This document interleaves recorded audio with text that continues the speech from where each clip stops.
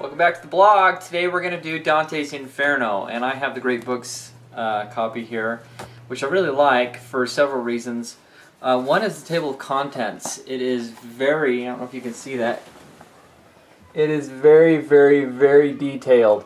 And so it's going to go into H cantos, what they're called, and it's going to tell you exactly what's going on so you can follow it really well. Also, and I'll try to put these up on the blog if I can, it has, now this one is, I'm just doing Inferno today, but this has the trilogy. It has Purgatory and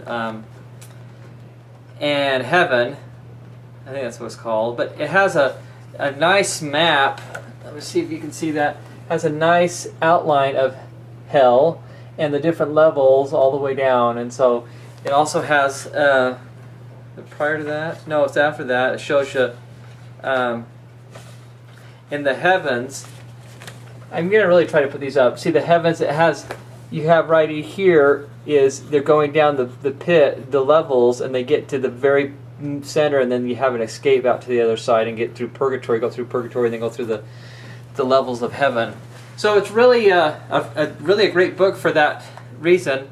Also, I'm going to put up on, there's a link here on the blog that's going to be, I think it's the University of Texas at Austin. They did a whole thing on Dante's Inferno, and it's really a good resource to use, and so I'll put that up as well. Dante lived, I think it was 1265 to 1321, and so he was right in the heart of Catholicism and the church having all the power, and he started to break. He was one of those, I think, that helped break through. And the reason I say that is because some of the things he did, he actually put Pope Nicholas, was it Pope Nicholas III? See, I have it here. He put him in hell, and he put Pope Nicholas III. He also put Pope Anastasius in the sixth circle of hell, and that's very that's heresy at its finest in the Catholic days, But what else he does in here is that he goes against. I mean, then he goes with the Catholicism. For example, the first level, or the first circle, is those who live virtuously but without faith in Christ. So you got people in there. It's interesting because you've got the fellow poets there, and I can't remember who it was. I wish I could remember, but Dante's comparing himself with Virgil, who is his guide in here. See if I can find it real quick. I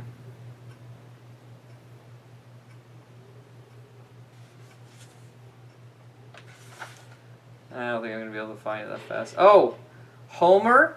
Yes, Homer, one of the greats. Horace, Ovid, and Lucan. And he says in here, since each shares with me the name which the single voice sounded, they do me honor, and in that do well. So they're honoring Dante because he's one of the greats. Now, Virgil is one of the greats as well. He's the guy that's leading him down through the circles of hell. He's his protector. Now, Virgil wrote the Aeneid, and there's a lot of references to that in this book, and so I would recommend you read both. You've got the river Styx that they have to cross. You've got the city of Dis, and other things that are referencing the Aeneid, because that's when Aeneas goes to hell to talk to his father. So so you've got that playing, but Virgil was sent by Beatrice. It talks about Beatrice. Now Beatrice wasn't Dante's wife or anything. They have reference to this girl that he liked when he was young, and they think that was her. But she is the one that leads him through, I believe, through Purgatory, but I'm not positive. I know she leads him through the heavens, and she sends Virgil to lead him through through the hell. So I thought that was interesting. This is a great book. I mean, a super great book. And it's not Heavens, it's Paradise. Sorry, it's Purgatory and Paradise. But this is a fabulous book for discussion. And the reason I say that is because on these different levels of hell that they descend through, he's got it broken down to different sins that are committed. So if you committed a certain sin, you'd be at a certain level of hell. The first one I told you was that you just Christianity wasn't on the earth when you were around, and so you're consigned to hell. So you're in limbo. But like well, I can do it better from this back things. I've got it all marked up. You have limbo, the unbaptized in the first one, carnal sinners in the second one. Cleopatra falls in this one. The gluttons are next, and that's really interesting. Why was carnal sinners, sexual sin and different things, why are gluttons worse than they are? Fascinating discussion you can have on this. The next one is the avaricious and prodigal. And then it goes to wrathful and melancholy in the next one, and then heretics. And it just goes on down through tyrants, marauders, and then the eighth circle is about all the fraud, all the different types of fraud. You get seducers and flatterers and simony, which is simoniacs. Anyway, there's also, I recommend, and this was hard for me to understand a lot of things. It's helped like going through the Aeneid because I had read the Aeneid. So, but there's also vocabulary I just didn't understand. I didn't know what a simonist was, or simony. I didn't understand other things, and I recommend that you look those things up so you can understand. The other thing you can do as well, and I didn't do this because there's a lot of people. He references here, and I didn't feel the need to do it, but you can, and find out who they are in real life and why he put them there. I mean, I knew who Cleopatra was, especially because I've studied Antony and Cleopatra from Shakespeare. But Epicurus, he's a heretic. I know who Epicurus is. But there's like Dido was in the Aeneid, and he's got fictional characters in here as well as real characters. Now she might have been real. I don't think she was though. But then you've got, like I told you, the Pope and other people in here. Friar Gomita, I don't know who he was, but those might be interesting things to research as well. But definitely look up the words that you don't understand so you can have a better context of what's going on and what they mean. It's such a great read. Dante was amazing. His creativity is remarkable because he just came up with these things that were out of this just bizarre. In one point, I think it's the tyrants and the marauders. They're submerged in a river of blood, and it's boiling, and they can barely just hold their heads up. And if they try to come up higher, there's guys on the sidelines shooting arrows at him and sticking him in the head. And just always that way. I mean, talk about torment, talk about hell. Even though I think hell is, and that's another great discussion, I don't think hell is physical. I think it's all up here. But they have another one in one of the higher ones, gluttons. It's cold and there's heavy rain, and that's another great discussion point. Is why did he choose that particular punishment for those type of individuals? His creativity is amazing. At one point, I think it's in the seventh one. I have it marked here. Where did I have it marked? It's in the seventh circle. Those that did violence to themselves, so suicides, and that's how you say it, suiciders, people that committed suicide. But it's fascinating because he goes over, Dante goes over to a bush, and let me find it real quick so I can read it to you. Now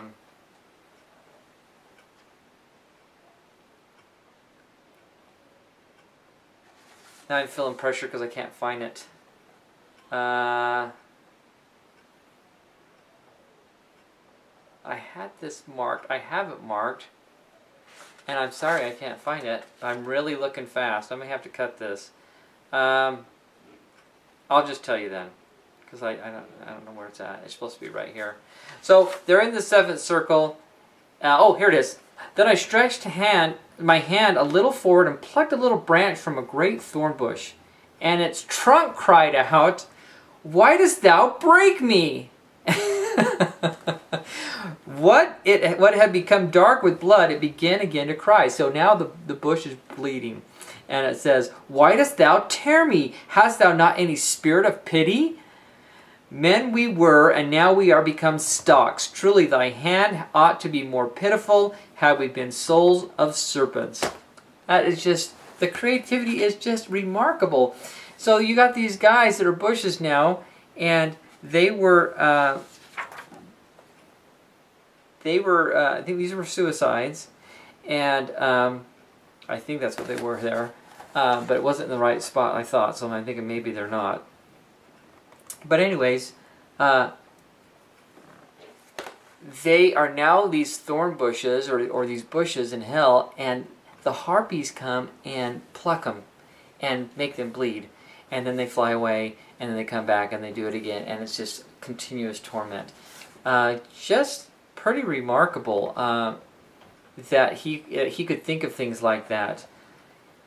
So you go down, and if you can see, again, it goes wide, and then it gets narrower and narrower as you go down through the levels of hell. And Dante faints at one point, and Virgil carries him and saves him. And Virgil is his protector and he's his defender. But as they keep going down, Dante keeps asking questions to different people. When you get down, then you get down past all the fraud, and then you get to the Well of Giants, and then you get into treachery to kindred, treachery to country, treachery to hospitality, and lords and benefactors. So treachery to kindred would be Cain, because he killed Abel. That's the first level. And then to country, and you have Antenor, and I think he must have committed treason. You have treachery to hospitality, and that was Ptolemy, I believe it was, who killed Pompey, if my notes are correct on here. So, but what's fascinating, I love this part because I hate the cold. I've always hated the cold. I really hate the cold. And when you get down to the very center of hell, then you have Lucifer, who's a dragon, and he's flapping his wings. and from waist down, he's cemented into the rock or something like that. He can't move. And so as you flap his wing, it's freezing cold. I knew it. Dante was right. It's Revelation. Hell is freezing cold. It's not hot. Well, there's a different level as hot, but not the center of hell. And but he's there flapping his wings and freezing everybody. And it's pretty, parts is gruesome. You know, you got these guys in this, that their eyelids are frozen to this puddle, and they're just, he does a great job of making it just like hell, like horrible. But it's a great read. It's a great read because it's a classic, obviously. It's fascinating that he would put in some of those popes, especially in the time when he lived, from the imagery and the creativity, from all the different discussion points, all the different discussions you can have in your discussion group about the different sins, about the ranking of the sins, and who they put in where, and should they really be there. Anyways, it's a great read. I encourage you to read it. At least the Inferno, I like that the best. I read all three, but I did like the Inferno the very best. But I did discuss the Inferno, which makes a big difference to, in my experience, to whether I like a book. Because sometimes I'll read one and I don't like it, then I discuss it, and I think, well, that's a pretty good book. So, anyways, enjoy it. Dante's Inferno.